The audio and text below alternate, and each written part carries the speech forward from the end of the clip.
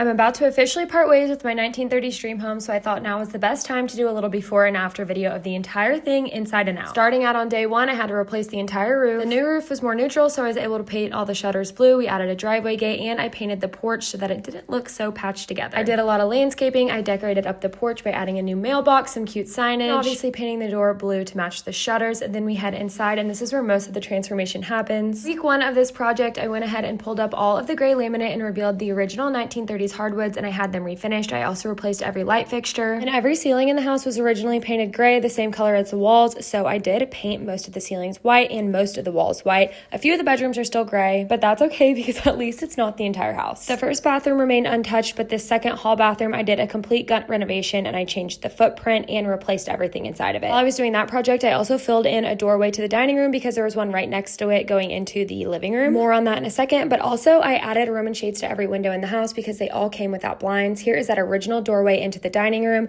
but I ended up closing it in so that I could create a dry bar in the dining room. So now you enter into the dining from the living, and we've got this big giant dry bar, which gives us so much more counter space. And then you head into the kitchen. This is what it originally looked like. There just wasn't much counter space, and everything was pretty cheaply done. And the fridge just made it so tight in here, so I immediately moved that into the butler's pantry and added lower cabinets where it used to be, and then I added new countertops to everything. New floors, new sink, new backsplash, new hardware, all new appliances. Everything in the kitchen's brand new. Now on to what I call the kitchenette. It's this little butler's pantry right off the kitchen. Obviously, I moved the fridge in there, and then I added a little eat-in area with this floating kitchen island, and now this room serves much more of a purpose than it did before. And in a 100-year-old house, we take what we can get. Off of the kitchenette butler's pantry is another bedroom and the laundry stack. I didn't do a ton of change over here, except obviously in this bedroom, I also went ahead and refinished the hardwood floors and just decorated. This room does still have gray walls and gray ceilings. It's one of the few left to do. Then we head to the back part of the house, which was an addition, so no original floors, but all this space was so amazing. I used the downstairs as my informal living room. It was so cozy. I spent most of my time there, and then heading upstairs, there was just this big plain room,